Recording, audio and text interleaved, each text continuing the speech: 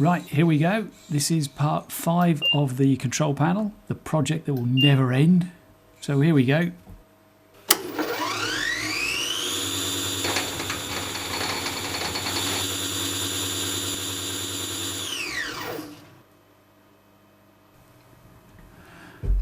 Right, what we're going to do is fit this rotary encoder, which is going to be able to jog the table X, Y and Z and the A axis as well, and a selector switch to go with it. So first up is just tape up the area where we think we're going to put it, so that we don't damage the front panel of the control panel any further than it already is. Just saying. Quick little measure, make sure we've got it in line with the previous switches. I find with control panels, if you don't get the parts all lined up properly, they look a bit higgledy-piggledy. So, and that doesn't look too cracky. So here we go with a jolly old ruler and a pencil.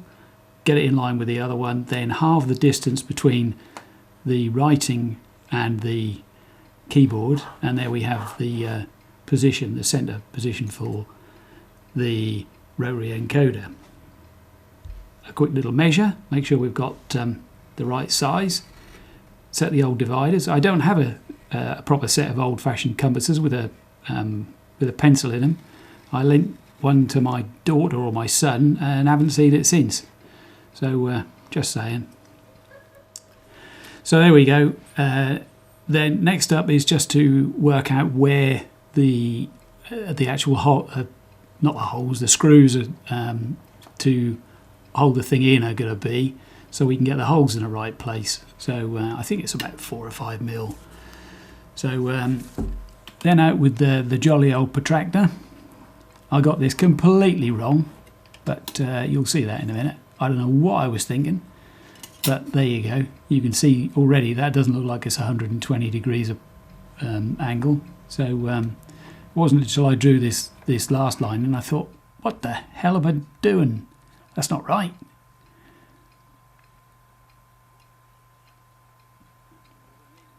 So here we go again with the protractor the right way round this time. Remark the position of the 120 degree lines on both sides. There you go. Get rid of those lines, they were crap. Yeah, here we go. Final one. Yep, spot on. Now back with the old dividers so that we can mark the position of the screw holes accurately. Yeah, well, I say accurately, doesn't have to be that good, does it? The trusty old non-smoking drill. It's had a right new lease of life since I put a new battery in it and a new motor. It's going to be like Trigger's broom, that, the most reliable broom he ever had. Had 3 handles and 4 heads, but it's still as good as new.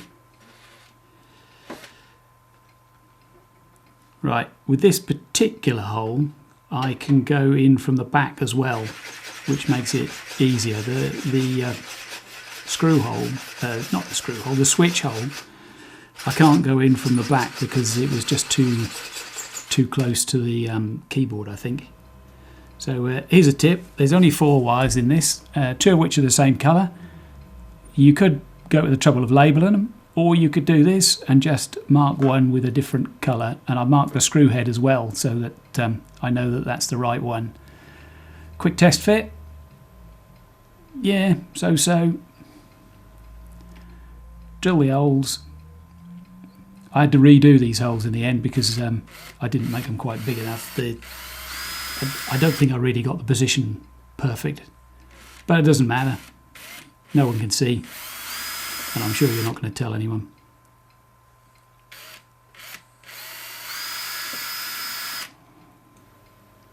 There we go. Slightly enlarged holes. There we go. Spot on. These little rotary encoders are quite cheap. I think there was about $15 pounds, something like that. So it's not a fortune. There we go, just marking the position for the selector switch. Not really sure I'm going to leave it as a selector switch, but we'll see. I think that I'll do a little piece to camera at the end of this video to tell you and show you why I don't think it's that what I did here was the right solution, but yeah, we'll see. Right, there we go.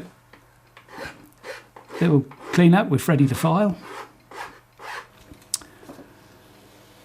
Luckily, I didn't take any paint off. There we go. Right, I spared you the wiring because it's as tedious as hell. But there we go. That's the finished thing with a little bit of Arduino code. It's been a bit of a challenge to do some of the Arduino code on this. Not because the Arduino's been playing up. It's because Mark III doesn't always respond to the keystrokes that it should do. I think I'll do a catch-up in the end to say exactly, when I've been using this for a few months, to what did and didn't work. Here we are, back at the machine, and I've got a DTI touching the spindle on a mag base, and we're in MPG mode multi-step, because I haven't finished all of the software in this, so this is just... we're experimenting, as it were.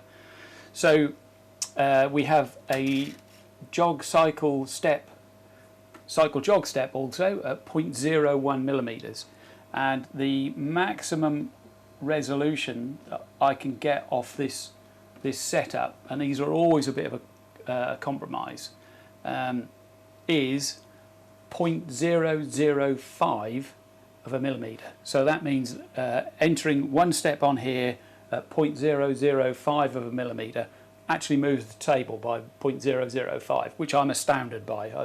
I didn't realise we had anywhere near that kind of level of accuracy with this sort of machine.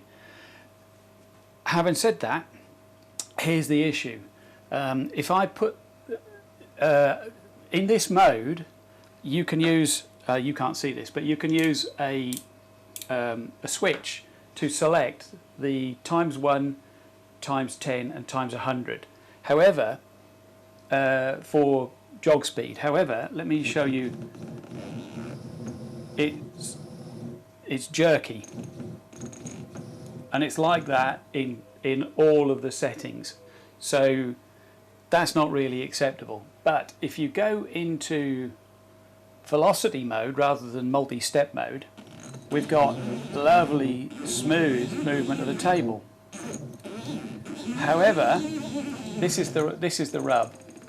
I've got very lovely smooth movement. However, if I zero that out, and one position, one D10 on the knob has moved it by 0.07, and that's corresponding on the DTI at 0.07.